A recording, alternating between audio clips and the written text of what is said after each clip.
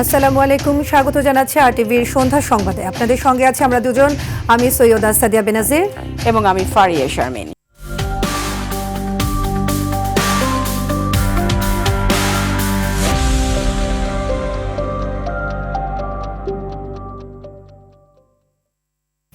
শুরুতেই প্রধানমন্ত্রীর চীন সফরের খবর।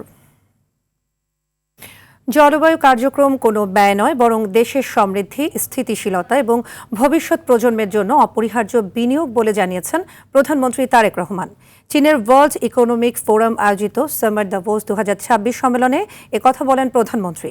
হোটেল সাংগ্রিলায় সংবাদ সম্মেলনে প্রধানমন্ত্রীর উপদেষ্টা ও প্রধানমন্ত্রী কার্যালয়ের মুখপাত্র মাহাদি আমিন বলেন, সামার দাভোসে প্রধানমন্ত্রীর অংশগ্রহণ বিদেশি বিনিয়োগ আকর্ষণ, কর্মসংস্থান সৃষ্টি এবং বাংলাদেশের বৈশ্বিক অবস্থানকে আরও শক্তিশালী করার সুযোগ তৈরি করছে। আরও জানাচ্ছেন শামীম চৌধুরী।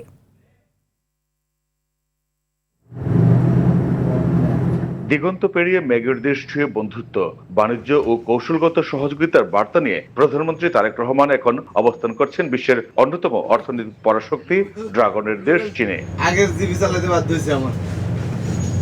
চীনের মাটিতে পা রেখেই শুরু হয় তার ব্যস্ত কর্মসূচি। ওয়ার্ল্ড ইকোনমিক ফোরামের প্রেসিডেন্ট এবং সিইওর সঙ্গে সাক্ষাতের পাশাপাশি যোগ দেন জলবায়ু সেমিনার ও চীনের প্রধানমন্ত্রী লি কিয়াং এর আমন্ত্রণে একটি নৈশ ভোজে। ওয়ার্ল্ড ইকোনমিক ফোরামের প্রেসিডেন্ট এবং সিইও আলুইস জুইঙ্গি আজকে মাননীয় প্রধানমন্ত্রীর সাথে একটি সৌজন্য সাক্ষাৎ করেছেন।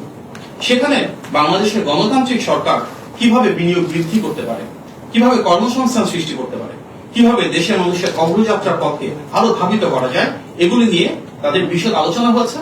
এবং ওয়ার্ল্ড ইকোনমিক ফোরামে আজকে অনেকেই বাংলাদেশ সরকারের বিভিন্ন কর্মসূচির ভূয়সী প্রশংসা করেছেন। চীনের ডালিয়ান সফর নিয়ে হোটেল সাংগ্রিলাতে সংবাদ সম্মেলনের আয়োজন করে প্রধানমন্ত্রীর প্রেস উইং। সেখানে প্রধানমন্ত্রী তারেক রহমানের বিভিন্ন কার্যক্রমের বিষয়বস্তু তুলে ধরেন প্রধানমন্ত্রীর উপদেষ্টা ও প্রধানমন্ত্রীর কার্যালয়ের মুখপাত্র মাহাদি আমিন। মাননীয় প্রধানমন্ত্রী বহুপাক্ষিক বিষয়ে বাংলাদেশের স্বার্থ সংশ্লিষ্ট বিষয়গুলি নিয়ে আলোচনা করে চলেছেন। চীনে এসে তিনি দ্বিপাক্ষিক সম্পর্ক থেকে বর্তমানে বহুপাক্ষিক বিষয় নিয়ে উপস্থিত বৈশ্বিক নেতৃবৃন্দের সাথে আলোচনা শুরু করেছেন। মাহাদি আমিন বলেন, সম্মেলনে জলবায়ু পরিবর্তন মোকাবিলায় সরকারের কর্মপরিকল্পনা আন্তর্জাতিক মহলে তুলে ধরেন প্রধানমন্ত্রী। বলেন, সম্মেলনে অংশগ্রহণ সমতা, ন্যায্যতা ও ভারসাম্যপূর্ণ পররাষ্ট্রনীতির মাধ্যমে বাংলাদেশ বিশ্ব দরবারে আরো দৃঢ় ও সম্মানজনক অবস্থান নিশ্চিত করছে। এই সম্মেলনের মাধ্যমে তার যে মূল লক্ষ্য, বাংলাদেশে অধিকতর বৈদেশিক বিনিয়োগ নিশ্চিত করা, কর্মসংস্থান সৃষ্টি করা, জলবায়ু সহনশীলতা এবং টেকসই উন্নয়নের যে অগ্রযাত্রা রয়েছে সেটিকে আন্তর্জাতিক বিনিয়োগ এবং অংশীদারিত্বের সাথে আরো গভীরভাবে সম্পৃক্ত করা। একই সঙ্গে বাংলাদেশের ব্যবসা যে সবার জন্য উন্মুক্ত, আমরা ডিরেগুলেশন করছি, ইকোনমিক লিবারালাইজেশন করছি, ফরেন ইনভেস্টমেন্ট অ্যাট্রাক্ট করছি, সেগুলোর জন্য কিন্তু বৈশ্বিক বিনিয়োগকারীদের আস্থা তৈরি করা, একটা প্রতিযোগিতামূলক পরিবেশ তৈরি করা, সেগুলো নিয়ে ধারাবাহিকভাবে আলোচনা চলছে। আগামীকাল দুপুরে চীনের প্রধানমন্ত্রী লি কিয়াং এর আমন্ত্রণে দালিয়ান থেকে বেইজিং এর উদ্দেশ্যে রওনা দেবেন প্রধানমন্ত্রী। মাইদুর রহমান রুবেল, আরটিভি, চীন। প্রধানমন্ত্রীর সফরের সর্বশেষ খবর চীন থেকে জানাচ্ছেন সহকর্মী মাইদুর রহমান রুবেল। ডালিয়ান প্রদেশে দ্বিতীয় দিনের কর্মব্যস্ত দিন পার করেছেন বাংলাদেশের প্রধানমন্ত্রী তারেক রহমান। আমরা দেখেছি যে সকাল থেকেই তিনি একটার পর একটা অনুষ্ঠানে যোগ দিয়েছেন এবং রাতে চীনের প্রধানমন্ত্রীর নিমন্ত্রণে তিনি নৈশভোজে অংশগ্রহণ করেছেন। তবে সারাদিনে আজকে উল্লেখযোগ্য যেসব কর্মসূচি ছিল তার মধ্যে আমরা দেখেছি যে বিশ্ব ইকোনমিক ফোরামের একটি সম্মেলনে তিনি যোগ দিয়েছিলেন। সেখানে বিশ্ব ইকোনমিক ফোরামের প্রেসিডেন্ট এবং সিইওর সাথে গুরুত্বপূর্ণ বৈঠক করেছেন। বাংলাদেশে বিনিয়োগ এবং কর্মসংস্থান সৃষ্টিতে নানা পদক্ষেপের বিষয়গুলো উঠে এসেছে যে বৈঠকের মাধ্যমে, এবং আমরা সেটি দেখেছি যে বিকালে সেখানে একজন হোটেলের সাংগ্রিলাতে সংবাদ সম্মেলন করে বিষয়টি জানিয়েছেন প্রধানমন্ত্রীর মুখপাত্র ডক্টর মাহাদি আমিন। তিনি বলেছেন যে তার সরকার বাংলাদেশে বিনিয়োগ বাড়াতে চায়, বড় বড় প্রকল্পগুলোতে তারা বিনিয়োগ করতে চায় না, এরকম কিছু বিষয়গুলো নিয়ে কাজ করছে। এবং আমরা যেটি শুনেছি যে এরপর তারা দিনের মধ্যাহ্নভোজের পর সেখানে জলবায়ু পরিবর্তন সম্পদ, অর্থাৎ সারা বিশ্ব যখন জলবায়ু পরিবর্তন নিয়ে আসলে উদ্বিগ্ন, সেই উদ্বিগ্ন পরিস্থিতিতে জলবায়ু এই জলবায়ুর এই বৈশ্বিক মোকাবেলায়, জলবায়ু পরিস্থিতি মোকাবেলায় যাতে সবাইকে একসাথে কাজ করার কথা বলেছেন প্রধানমন্ত্রী তারেক রহমান। এবং আমরা যতটুকু জানতে পেরেছি তারেক রহমানকে একটি অনুষ্ঠানে আরও বড় একটা অনুষ্ঠানে তার সাথে বৈঠক হয়েছে এবং আগামীকাল তিনি এই চীনের প্রধানমন্ত্রীর আমন্ত্রণে ডালিয়ান প্রদেশ ছেড়ে আসবেন বেইজিংয়ে তিনি একটি দ্রুত গতির একটি বুলেট ট্রেনে ডালিয়ান থেকে বেইজিংয়ে আসার কথা রয়েছে প্রধানমন্ত্রীর, যেখানে আরও একটি বিজনেস সামিটে যোগ দেবেন এবং বাংলাদেশে কিভাবে বিনিয়োগ বাড়ানো যায় সেই পদক্ষেপের বিষয়ে সেখানে আলোচনা হবে। যতটুকু আমরা জানতে পেরেছি ইতিমধ্যে তিস্তা মহাপরিকল্পনা, দ্বিতীয় পদ্মা সেতু নির্মাণ, বাংলাদেশের মংলা পোর্টে আরও বেশি বিনিয়োগ কিংবা বাংলাদেশে আরও রেল যাত্রায় আরও অগ্রগতির জন্য কাজ করছে বাংলাদেশ সরকার এবং তার জন্য চীনের সহযোগিতা চাওয়া হবে বলে জানতে পেরেছি। এবং সবশেষ চীনের প্রেসিডেন্ট শি জিনপিংয়ের সাথে একটি গুরুত্বপূর্ণ বৈঠকের কথা রয়েছে প্রধানমন্ত্রী তারেক রহমানের এবং তারপর বাংলাদেশে বিনিয়োগ এবং সম্ভাবনা নিয়ে আলোচনা হবে বলে জানা গেছে প্রধানমন্ত্রীর মুখপাত্রের বরাতে। এই ছিল চীন থেকে সবশেষ খবর আমার কাছে। বিদ্যুতের উৎপাদন ব্যয় এবং জ্বালানি আমদানির উপর নির্ভরতা কমাতে সৌরশক্তি হতে পারে কার্যকর সমাধান। রাজধানীতে সিপিডির এক আলোচনায় একথা বলেন বিশেষজ্ঞরা। এদিকে জাতীয় সংসদের চিফ হুইপ নুরুল ইসলাম মনি বলেছেন, প্রধানমন্ত্রীর আসন্ন চীন সফরে সোলার প্যানেল ও নবায়নযোগ্য জ্বালানি খাতে আসতে পারে বড় সুখবর। আরও জানাচ্ছেন আব্দুর রহিম। সৌর বিদ্যুতের গুরুত্ব নিয়ে গোলটেবিলের আয়োজন করে গবেষণা সংস্থা সিপিডি। এতে বিদ্যুতের উৎপাদন আর বিপণনের খরচ কমাতে সৌর বিদ্যুতের বিকল্প নেই বলে উল্লেখ করেন বক্তারা। বিশেষজ্ঞদের মতে সোলার প্যানেলের ওপর শুল্ক কমানো হলে একটি সিস্টেম স্থাপনের খরচ 40 থেকে 50% পর্যন্ত কমতে পারে। তিনটা জায়গার ট্যাক্সটা ওয়েভার করলে কিন্তু জনগণ এই যে প্রাইসে তারা বিদ্যুৎ কিনছে তার কাছাকাছি বা তার চেয়ে কমে পাবে। তো তারা সাস্টেইনেবল বিদ্যুৎ পাওয়ার জন্য কিন্তু সবাই ব্যাটারি এবং সোলার কিন্তু লাগাবে। এদিকে 2030 সালের মধ্যে নবায়নযোগ্য উৎস থেকে 20% বিদ্যুৎ উৎপাদনের লক্ষ্য অর্জনে তৈরি পোশাক কারখানার ছাদগুলো গুরুত্বপূর্ণ ভূমিকা রাখতে পারে বলে মনে করেন সিপিডির পরিচালক। নবায়নযোগ্য জ্বালানির সুবিধার ক্ষেত্রে এই রাজস্ব বৈষম্য যেন তুলে ফেলা হয় এবং সকল ধরনের ইসের ক্ষেত্রে আমদানির পর্যায়ে শূন্য শুল্কে যাতে এই জিনিসগুলো নিয়ে আসা হয়, যাতে এর সুবিধা সকল ধরনের যারা সুবিধাভোগী ব্যবহারভোগী তারা যেন সমানভাবে পেতে পারে। প্রধানমন্ত্রী চীন সফরে সোলার প্যানেলের বিষয়ে বড় চুক্তি হতে পারে বলে জানিয়েছেন জাতীয় সংসদের চিফ হুইপ। উনি বলেছেন যে আপনারা যদি কাজ শুরু করেন ট্যাক্সের কোশ্চেনে কোনো প্রবলেম হবে না। ইতিমধ্যেই ট্যাক্সের ব্যাপারটা আপনারা দেখেছেন যে গভর্নমেন্ট অনেক বড় ছাড় দিয়েছেন। প্রত্যেকটা ক্ষেত্রে আমাদের সরকার ছাড় দেওয়ার চেষ্টা করেছেন। আমাদের প্রধানমন্ত্রী বর্তমানে চায়না আছেন এবং আপনারা দেখবেন এখনো ডিসিশন হয়নি, আপনারা দেখবেন বড় চুক্তি হবে আমাদের এই সোলার ব্যাপারটা নিয়ে ইনশাআল্লাহ আমরা প্রত্যাশা করি। চীনের সঙ্গে চুক্তি হলে সৌর প্যানেলের দাম সাধারণ মধ্যবিত্ত ও ক্ষুদ্র ব্যবসায়ীদের ক্রয় ক্ষমতার মধ্যে থাকবে বলে মনে করেন গবেষকরা। আব্দুর রহিম, RTV, ঢাকা। কার্যক্রম নিষিদ্ধ আওয়ামী লীগের প্রতিষ্ঠা বার্ষিকী ঘিরে রাজধানীতে কঠোর অবস্থানে রয়েছে আইনশৃঙ্খলা বাহিনী। কারওয়ান বাজার, শাহবাগ, পল্টন, গুলিস্তান ও ধানমন্ডি সহ বিভিন্ন এলাকায় টহল দিচ্ছে পুলিশ সদস্যরা। কোথাও কোথাও রাখা হয়েছে ভারী সাঁজোয়া যান। তবে নগরবাসীর দৈনন্দিন কার্যক্রম স্বাভাবিক রয়েছে। ডিএমপি জানিয়েছে, ঢাকার 200টি স্পট ঘিরে বিশেষ সতর্কতায় রয়েছে প্রশাসন। মোতায়েন করা হয়েছে 18,000 পুলিশ সদস্য। এদিকে সকালে ধানমন্ডি 32 নম্বরে নিষিদ্ধ আওয়ামী লীগ প্রতিহতের কর্মসূচি থেকে গণমাধ্যম কর্মীদের উপর হামলার ঘটনা ঘটেছে। সাংবাদিকদের দাবি, হামলাকারীরা জামায়াতে ইসলামের স্থানীয় নেতাকর্মী ছিলেন। আওয়ামী লীগের দোসর, আওয়ামী লীগের ট্যাগ দিয়ে স্লোগান দিচ্ছিল। এক পর্যায়ে হাতাহাতি শুরু হলো। হাতাহাতি শুরু হওয়ার পর দৈনিক সকালের একজন সাংবাদিক আছে, তাকে মেরে পুরোপুরি রক্তাক্ত করছে। রাস্তায় ফেলে দিনে দুপুরে এই প্রকাশ্য দিবালোকে মিডিয়ার সামনে তারা একজন গণমাধ্যম কর্মীর উপরে কি ধরনের আক্রমণ করতে পারে। সকালে অফিসে গেলাম, অফিস থেকে টাকা চেয়ে বের হলাম, এখন আবার অফিসে যাচ্ছি। আমার দেখা মতে কোথাও কোনো ঝামেলা হচ্ছে না। প্রতিষ্ঠা বার্ষিকীকে ঘিরে কার্যক্রম নিষিদ্ধ আওয়ামী লীগ নাশকতা ঘটিয়ে আইনশৃঙ্খলা পরিস্থিতির অবনতি ঘটাতে চেয়েছিল বলে জানিয়েছেন ডিএমপি কমিশনার মুসলিউদ্দিন আহমদ। সকালে পুরান ঢাকার হোসেনি দালান ইমামবাড়ায় এক ব্রিফিংয়ে একথা বলেন ডিএমপি কমিশনার। তিনি দাবি করেন, তাদের এই পরিকল্পনা নস্যাৎ করে দিয়েছে আইনশৃঙ্খলা বাহিনী। বলেন, আওয়ামী লীগের কর্মী বা সমর্থকরা মিছিল বা জমায়েত করতে পারে এমন সম্ভাবনা বিবেচনায় রেখে আইনশৃঙ্খলা রক্ষাকারী বাহিনী তৎপর রয়েছে। আশুরা ও তাজিয়া মিছিলকে কেন্দ্র করে কোনো ধরনের হামলার শঙ্কা না থাকলেও সর্বোচ্চ সতর্কতা হিসেবে 4 স্তরের নিরাপত্তা ব্যবস্থা গ্রহণ করা হয়েছে বলে জানান তিনি।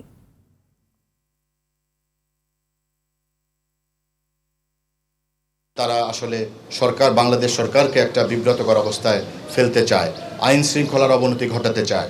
তো সেই জন্য আমাদের প্রত্যেকটি ঢাকা মেট্রোপলিটন পুলিশের প্রত্যেকটি সদস্য দিনরাত তাদের উপর যে অর্পিত দায়িত্ব, সেই দায়িত্ব সঠিকভাবে পালন করার মাধ্যমে তাদের এই প্রক্রিয়াকে, তাদের এই পরিকল্পনাকে এখন পর্যন্ত নস্যাৎ করে দিয়েছি। বিএনপির সিনিয়র যুগ্ম মহাসচিব রুহুল কবির রিজভী বলেছেন, দেশকে আর দিল্লির গোলাম বানানো যাবে না। এদিকে নিষিদ্ধ আওয়ামী লীগের তৎপরতা চোখে পড়া জাতির জন্য ব্যর্থতা বলে জানিয়েছেন সড়ক পরিবহন ও সেতু মন্ত্রী শেখ রবিউল আলম। প্রধানমন্ত্রী তথ্য উপদেষ্টা ডক্টর জায়েদুর রহমান বলেন, আন্তর্জাতিক অপরাধ ট্রাইব্যুনালে যদি আওয়ামী লীগের বিরুদ্ধে রায় হয় তাহলে পুরোপুরি নিষিদ্ধ হবে দলটি। আরও জানাচ্ছেন শাকিলা করিম।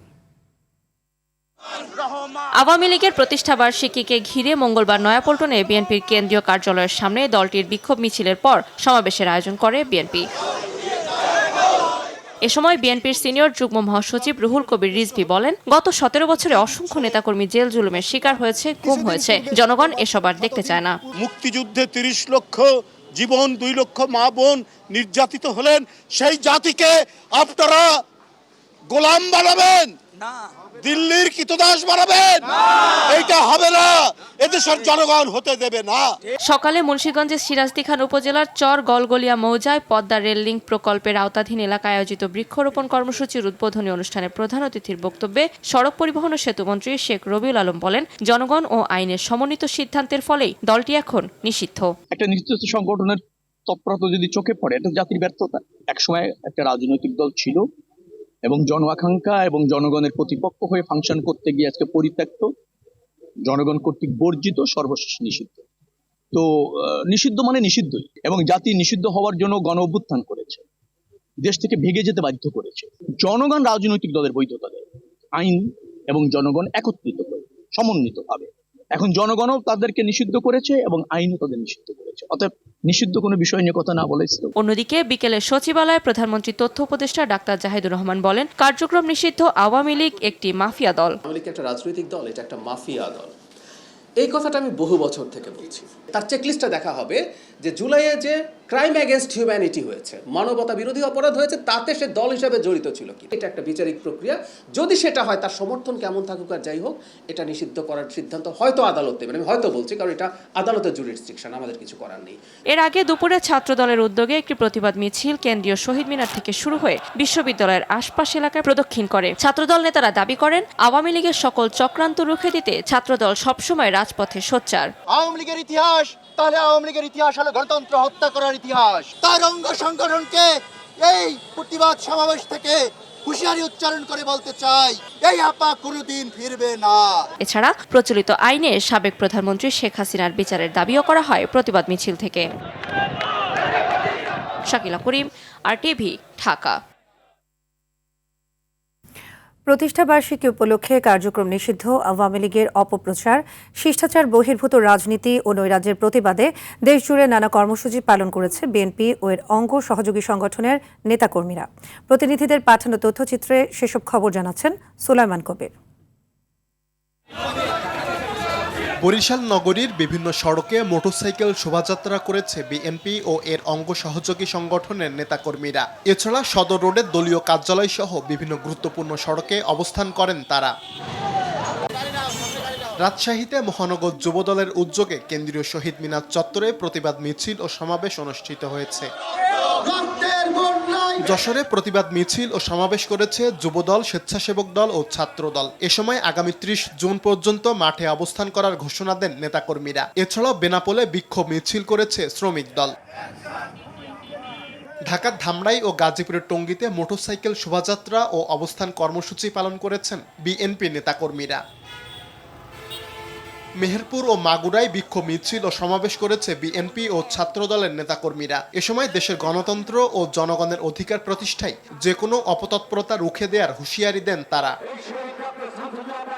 প্রতিবাদ মিছিল, মোটরসাইকেল শোডাউন ও পথসভা অনুষ্ঠিত হয়েছে মুন্সিগঞ্জের সিরাজদি খান ও রংপুরের পীরগঞ্জে। এ সময় যে কোনো অরাজকতা রুখে দেওয়ার ঘোষণা দেন নেতাকর্মীরা।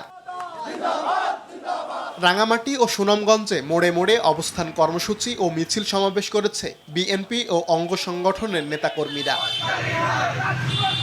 অপপ্রচার ও শিষ্টাচার বহির্ভূত রাজনীতির বিরুদ্ধে জামালপুর, ভোলা ও রাজবাড়ীর যুবদলের প্রতিবাদ মিছিল অনুষ্ঠিত হয়েছে। এছাড়াও অবস্থান কর্মসূচি, বিক্ষোভ মিছিল ও সমাবেশ অনুষ্ঠিত হয়েছে লক্ষ্মীপুর, ব্রাহ্মণবাড়িয়ার আখাউড়া সহ দেশের বিভিন্ন জায়গায়। সুলাইমান কবির, RTV। মাধ্যমিক ও সমমানের পরীক্ষার ফল আগামী 20 জুলাই প্রকাশিত হবে বলে জানিয়েছেন শিক্ষামন্ত্রী আনোয়ার এহসানুল হক মিলন। চট্টগ্রাম কলেজ অডিটোরিয়ামে বিভাগীয় শিক্ষা বোর্ডের কর্মকর্তাদের সঙ্গে মতবিনিময় সভায় তিনি এই কথা জানান। এ সময় তিনি আরও বলেন, প্রায় 30,000 মামলা জটের কারণে শূন্য পদে শিক্ষক নিয়োগ দেওয়া যাচ্ছে না। আগামী 2 জুলাই মামলার রায় পেলে শূন্য পদ পূরণের জট খুলবে। সভায় মন্ত্রী বলেন, একটি বিশেষ রাজনৈতিক দলের গুপ্ত অনুসারীরা শিক্ষা ব্যবস্থার উন্নয়নে সহযোগী হচ্ছে না। যেমন মনে করুন, জুলাই মাসে 20 তারিখে আমি রেজাল্ট দিয়ে দিচ্ছি, 2 মাসের ভিতরে। জুলাই মাসে 20 তারিখে দেওয়ার পরে ইমিডিয়েটলি আমি কলেজগুলোতে ভর্তি হওয়ার চেষ্টা করছি, সিনক্রোনাইজ করছি যে আমি এখানে সময় দেবো না, দিলেই তো কোচিং সেন্টারে যাবে, কেন আমি সময় দেবো? আমি তাদেরকে ভর্তি হতে তাড়াতাড়ি চেষ্টা করব। রাষ্ট্রীয় কোনো কাজই সংসদ অধিবেশনের চেয়ে বেশি গুরুত্বপূর্ণ নয়, তাই মন্ত্রী এমপিদের নিয়মিত সংসদে উপস্থিত থাকার আহ্বান জানিয়েছেন জাতীয় সংসদের স্পিকার অবসরপ্রাপ্ত মেজর হাফেজ উদ্দিন আহমেদ। এছাড়া অধিবেশন কক্ষে শৃঙ্খলা ভঙ্গের ঘটনায় অসন্তোষ জানিয়ে সংসদ অধিবেশনকে প্রাণবন্ত ও ফলপ্রসূ করতে সবার সহযোগিতা চান তিনি। জাতীয় সংসদের বাজেট অধিবেশনে বিরোধী দলীয় নেতার সংসদ সদস্যদের উপস্থিতি নিয়ে করা দৃষ্টি আকর্ষণের জবাবে তিনি এসব কথা বলেন। এদিকে পটুয়াখালীর 2 আসনের সাংসদ শফিকুল ইসলাম মাসুদ মির্জা আব্বাসের শারীরিক অবস্থা জানতে চাইলে তার শারীরিক অবস্থা উন্নতির দিকে বলে জানান স্পিকার। সংসদ সদস্যদের গুরুত্বপূর্ণ ব্যক্তিরা সংসদ সদস্যদের কথাগুলা যাদের নিজের কানে সরাসরি শোনা দরকার, বিশেষ করে মন্ত্রিপরিষদের সম্মানিত সদস্যবৃন্দ, অনেক সময় দেখি যে মন্ত্রণালয় সম্পর্কে কথা বলছে সেই মন্ত্রণালয়ের সংশ্লিষ্ট কেউ এখানে উপস্থিত নেই। কোনো রাষ্ট্রীয় কাজ সংসদ অধিবেশনের চাইতে বেশি গুরুত্বপূর্ণ নয়। সকল রাষ্ট্রীয় কর্মকাণ্ডের মধ্যে সংসদ অধিবেশন সবচেয়ে বেশি গুরুত্ব পায়, and it takes precedence over any other business of the state. দেশের সবচেয়ে বেশি মদের বারের লাইসেন্স দেওয়া হয় বিগত আওয়ামী সরকারের আমলে। 1959 সাল থেকে 2015 পর্যন্ত দীর্ঘ 56 বছরে মাত্র 88টি প্রতিষ্ঠানকে বারের লাইসেন্স দেওয়া হয়েছিল। 2016 সালের পর থেকে 2024 সাল পর্যন্ত মাত্র 8 বছরে আরও 89টি প্রতিষ্ঠান লাইসেন্স পায়। মদ আমদানি, সংরক্ষণ ও বিক্রির ক্ষেত্রে নির্ধারিত কর পরিশোধ বাধ্যতামূলক, তবে বেশিরভাগ প্রতিষ্ঠান প্রকৃত বিক্রির তথ্য গোপন করে ফাঁকি দিচ্ছে বিপুল অঙ্কের রাজস্ব। হাসান মাহমুদের ধারাবাহিক রিপোর্টের আজ থাকছে শেষ পর্ব।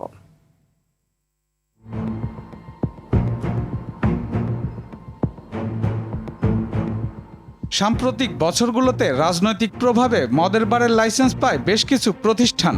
শুধু 2019 সালেই দেওয়া হয় 30টি বারের লাইসেন্স। বনানীর plan B resto and bar, এই বারের লাইসেন্স নেয় শেখ হাসিনার ব্যক্তিগত চিকিৎসকের ছেলে আওয়ামী লীগ নেতা আসিফ মোহাম্মদ নূর সহ 6 ব্যক্তি। আওয়ামী লীগ সরকার পতনের পর পাল্টে ফেলা হয় ট্রেড লাইসেন্স সহ প্রয়োজনীয় কাগজপত্র। আড়ালে বহাল রয়ে গেছে পূর্বের মালিকরা, লেনদেন করা হচ্ছে আগের ব্যাংক হিসাবগুলোতেই। নিয়মনীতির তোয়াক্কা না করে বার কাউন্টারের ভিতরে বসে মদ্যপান করে এই বারের মালিকরা। এখানে চলে সকল অসামাজিক কর্মকাণ্ড।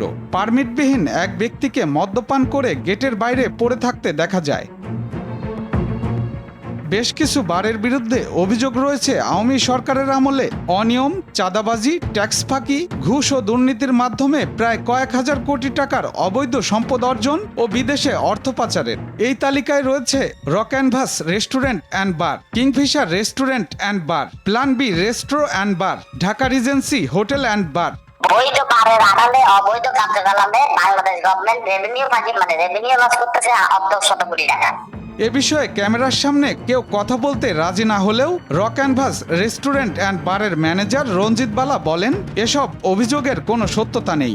দুর্নীতি দমন কমিশন অফিসে গিয়ে অফিসার মিস্টার আনিস, আমি ওনার সাথে কথা বলেছি, ওনাকে রিপোর্ট করেছি যে আমি যদি ব্ল্যাক মানির মালিক হয়ে থাকি তাহলে আমার বাড়িতে গিয়ে একবার ঘুরে আসুক। সমাজ ও অপরাধ বিশেষজ্ঞ ডক্টর তহিদুল হক বলেন, বারগুলো যে ধরনের অস্থিরতা সৃষ্টি করছে এটা সমাজ, সংস্কৃতি এবং ধর্মীয় বোধবহির্ভূত আচরণ। সমাজে সুদূরপ্রসারী প্রভাব ঠেকাতে এর লাগাম টেনে ধরা প্রয়োজন। মাদক নিয়ন্ত্রণ অধিদপ্তর যদি যথাযথভাবে মনিটরিং বা পর্যবেক্ষণের কাজটি করত, যারা নিয়ম মানছে না তাদের লাইসেন্স বাতিল করা সহ আইনগত ব্যবস্থা গ্রহণ করত, তখন আজকে যে অবস্থায় এসে দাঁড়িয়েছে এই অবস্থাটা তখন হতো না। মদের বারগুলোতে কোনো অনিয়ম হচ্ছে কিনা, কোনো ধরনের অসামাজিক কার্যকলাপ হচ্ছে কিনা, এটি যে বা যারা দেখবেন তাদের কেউ কেউ এখান থেকে আর্থিক সুবিধা সহ অন্যান্য সুযোগ সুবিধা নিয়ে থাকেন বলে অভিযোগ আছে। বলেন, নারীদের অধিক উপার্জনের লোভ দেখিয়ে তাদের নানাভাবে অসামাজিক কর্মকাণ্ডের সাথে সম্পৃক্ত করা হয়। এর লাগাম টানতে হলে আইন শৃঙ্খলা বাহিনী ও মাদকদ্রব্য নিয়ন্ত্রণ অধিদপ্তরের যৌথ অভিযান প্রয়োজন। ব্যবস্থা গ্রহণে যত বেশি বিলম্ব হবে, এই অনিয়মের মাত্রা এবং ভয়াবহতা তত বেশি বাড়বে। যতটুকু এর বিস্তার ঘটেছে এর লাগাম টেনে ধরা দরকার। হাসান মাহমুদ, RTV, ঢাকা।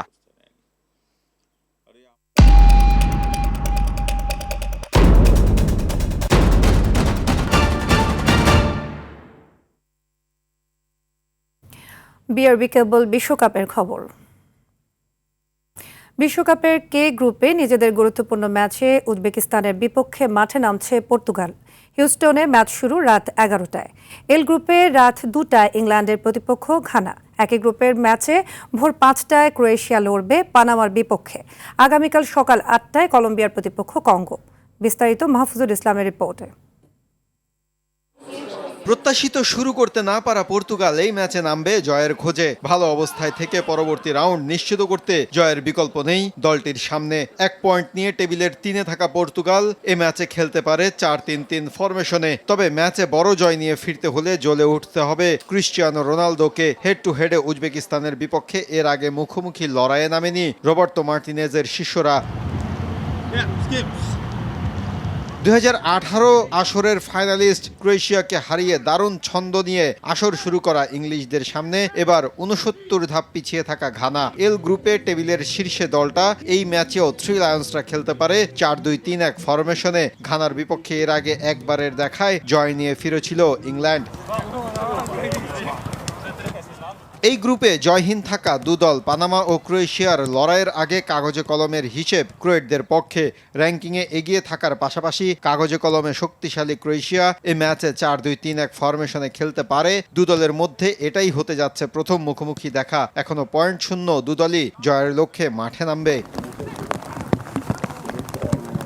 এদিকে কে গ্রুপে নিজেদের দ্বিতীয় ম্যাচে কলম্বিয়ার প্রতিপক্ষ কঙ্গো। প্রথম ম্যাচে জিতে বেশ ফুরফুরে মেজাজে আছে কলম্বিয়া, আর নিজেদের দ্বিতীয় ম্যাচে ড্র করে 1 পয়েন্ট নিয়ে 2 নম্বরে আছে কঙ্গো। তাদের বিপক্ষে প্রথমবার মুখোমুখি হচ্ছে ল্যাটিন আমেরিকার জায়ান্ট কিলাররা। মাহফুজুল ইসলাম, RTV। আগামী 28 জুন সারা দেশের মতো ঢাকা জেলাতেও জাতীয় ভিটামিন A+ ক্যাম্পেইন 2026 অনুষ্ঠিত হবে। এ উপলক্ষে সোমবার ঢাকা সিভিল সার্জন কার্যালয়ে আয়োজিত এক প্রেস ব্রিফিংয়ে এ তথ্য জানানো হয়। Civil surgeon doctor Mohammad Zillur Rahman অভিভাবকদের নির্ধারিত কেন্দ্রে শিশুদের নিয়ে এসে ভিটামিন A ক্যাপসুল খাওয়ানোর আহ্বান জানান। জেলা প্রশাসক মিস ফরিদা খানম ক্যাম্পেইন বাস্তবায়নে সর্বাত্মক সহযোগিতার আশ্বাস দেন। পুলিশ সুপার শামীমা পারভিন নিরাপত্তা নিশ্চিতের কথা জানান। ঢাকা জেলায় 5,50,799 শিশুকে ভিটামিন A ক্যাপসুল খাওয়ানোর লক্ষ্য নির্ধারণ করা হয়েছে।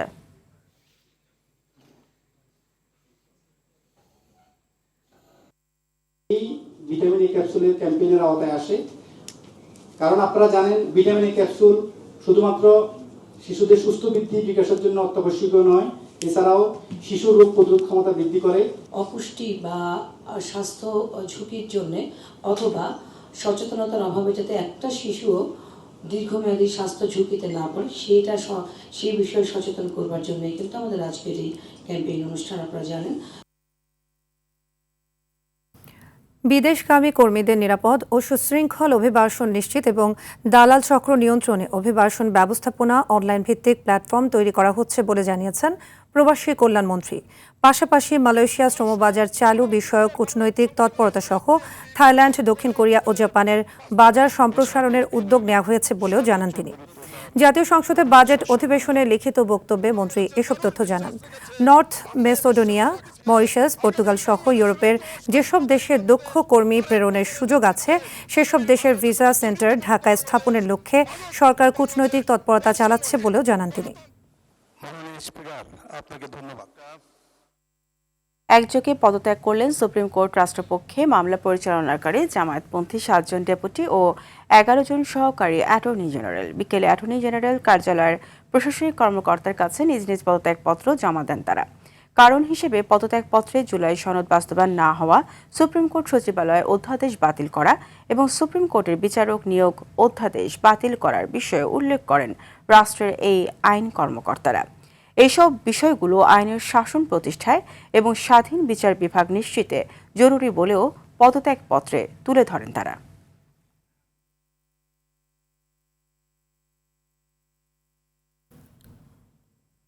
শিক্ষা কার্যক্রম শেষ করতে আদ্দিন হাসপাতালের লাইসেন্স ফেরত দেওয়ার দাবিতে স্বাস্থ্য মন্ত্রণালয়ের সচিব বরাবর স্মারকলিপি জমা দিয়েছেন বিদেশি ইন্টার্ন চিকিৎসকরা। সকালে সচিবালয়ে গিয়ে সচিবের দপ্তরে স্মারকলিপি জমা দেন তারা। পরে শিক্ষার্থীরা জানান, আদ্দিন হাসপাতালের লাইসেন্স সংক্রান্ত জটিলতায় অনিশ্চয়তার মুখে পড়েছেন কয়েকশো দেশি ও বিদেশি ইন্টার্ন চিকিৎসক। স্বাস্থ্য মন্ত্রণালয় থেকে তাদের জন্য অন্য হাসপাতালে স্থানান্তরের কথা বলা হলেও ভর্তির শর্ত অনুযায়ী সে সুযোগ নেই বলে জানিয়েছেন বিদেশি শিক্ষার্থীরা। জানান, এই সিদ্ধান্ত বাংলাদেশি শিক্ষার্থীদের জন্য সহজ হলেও বিদেশি শিক্ষার্থীদের জন্য সম্ভব নয়। তাদের সমস্যার কথা বিবেচনায় নিয়ে আদ্দিন হাসপাতালের লাইসেন্স ইস্যুতে ইতিবাচক সিদ্ধান্ত নেওয়া হবে বলে প্রত্যাশা করেন তারা। তারপরে গভর্নমেন্ট অর্ডার দিয়েছে কি সব স্টুডেন্টসকে শিফট করতে হবে, মাইগ্রেট করতে হবে অন্য হসপিটালে। তো এটা বেঙ্গলি স্টুডেন্টস ক্ষেত্রে একটা গুড ডিসিশন আছে। पर আমরা যেটা ইন্টার্নস আছে ফরেনার ইন্টার্নস আছে, ফরেনার স্টুডেন্টস আছে, তো এটা আমার ক্ষেত্রে একটা অপশন না। দেশের কয়েকটি স্থানে আগামী 2 থেকে 3 দিন ভারী বর্ষণ ও উজানের ঢল অব্যাহত থাকতে পারে বলে জানিয়েছেন পানি উন্নয়ন বোর্ড। এতে লালমনিরহাট, রংপুর, নীলফামারী, গাইবান্ধা ও কুড়িগ্রামের বন্যা পরিস্থিতির আরও অবনতি হওয়ার আশঙ্কা রয়েছে। এজন্য নদীর তীরবর্তী নিম্নাঞ্চলের বাসিন্দাদের সতর্ক থাকার আহ্বান জানিয়েছে কর্তৃপক্ষ। এদিকে তিস্তা নদীতে পানি প্রবাহ বৃদ্ধি পাওয়ায় রংপুরের গঙ্গাচড়া উপজেলার বিভিন্ন স্থানে ভাঙন দেখা দিয়েছে। নদীতে বিলীন হয়ে গেছে হাজার হাজার ফসলি জমি। অন্যদিকে সুনামগঞ্জের সুরমা, রক্তি, জাদুকাটা, বোলাই সহ বিভিন্ন নদ নদীর পানি কমেছে।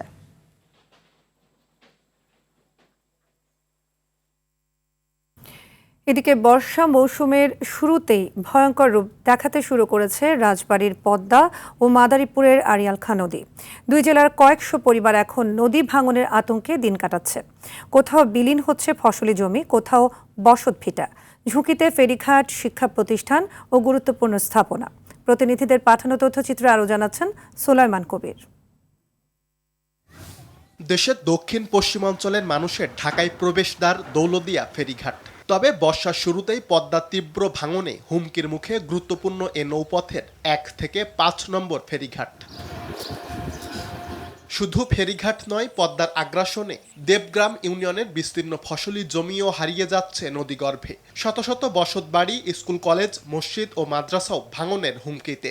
স্থানীয়দের অভিযোগ, বর্ষা মৌসুমে নামমাত্র জিও ব্যাগ ফেলা হলেও ভাঙন রোধে নেওয়া হয় না স্থায়ী কোনো উদ্যোগ। ফলে প্রতি বছরই নদীগর্ভে বিলীন হচ্ছে নতুন নতুন এলাকা। 2011 সালে আমাদের ওই কিয়ামউদ্দিন মন্ডল পাড়া ওইখান থেকে ভাঙলো, ভাঙার পরে আবার এদিকে আসলাম, এদিক থেকেও ভাঙছে। কোনো নদী শাসনের কাজ চলতেছে না। যদি আমরা জিজ্ঞেস করি খালি কয় বাজেট নাই, বাজেট নাই। পাশে বাড়ি ঘর ছিল, এগুলো কিছু ভাঙতেছে, আমাদের খুব অসুবিধা, আমরা নদী শাসন চাই। ভাঙনের তীব্রতা আরো বাড়লে ফেরি চলাচল ব্যাহত হওয়ার শঙ্কা সংশ্লিষ্ট কর্মকর্তারও। এই মুহূর্তে ফেরি চলাচল স্বাভাবিক আছে, তবে আমি আপনাকে যেটি বলছি তা হচ্ছে 3 নম্বর এবং 4 নম্বর ঘাট এলাকায় নদীর ভাঙন দেখা দিয়েছে।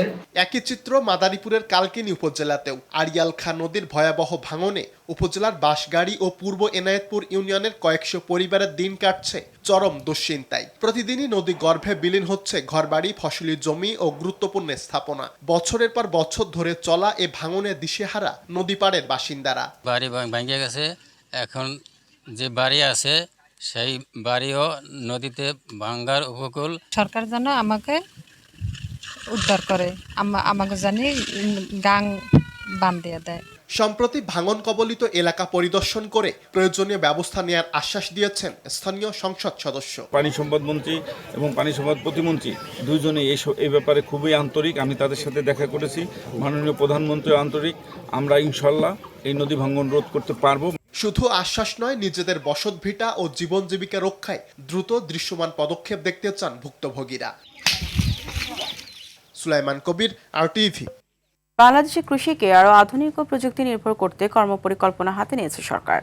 প্রধানমন্ত্রী আই হ্যাভ এ প্ল্যান কর্মসূচির আওতায় দেশে কৃষি খাতকে আধুনিক ও প্রযুক্তি নির্ভর করতে সেন্সর, কৃত্রিম বুদ্ধিমত্তা, AI, ইন্টারনেট অফ থিংস এবং ড্রোনের মতো আধুনিক প্রযুক্তির ব্যবহার বাড়ানোর উদ্যোগ নেওয়া হয়েছে। 17 জুন ত্রয়োদশ জাতীয় সংসদের বাজেট অধিবেশনে প্রধানমন্ত্রী তারেক রহমান জানান, স্বল্প, মধ্য ও দীর্ঘমেয়াদী পরিকল্পনার মাধ্যমে স্মার্ট কৃষি ও প্রিসিশন এগ্রিকালচারকে এগিয়ে নেওয়া হবে। একই সঙ্গে উচ্চ ফলনশীল ও আবহাওয়া সহনশীল জাত উদ্ভাবনে বিশেষ গুরুত্ব আরোপ করা হচ্ছে, যেখানে উৎপাদন ও বিপণন হবে সম্পূর্ণ তথ্য চালিত। দীর্ঘ বৈরিতার অবসান ঘটিয়ে অবশেষে ওয়াশিংটন ও তেহরানের কূটনৈতিক টেবিলে তৈরি হয়েছে নতুন মোড়। ওয়াশিংটন ইরানের উপর থেকে তেল নিষেধাজ্ঞা সাময়িকভাবে তুলে নিয়েছে। একই সঙ্গে আটকে থাকা $12 বিলিয়ন তহবিল ছাড়ের ঘোষণা দিয়েছে যুক্তরাষ্ট্র। তবে পরমাণু অস্ত্র নিয়ন্ত্রণে ইরান শর্ত মানবে কিনা তা নিয়ে ধোঁয়াশা এখনও কাটেনি। বিস্তারিত আজহার স্বপ্নের রিপোর্টে।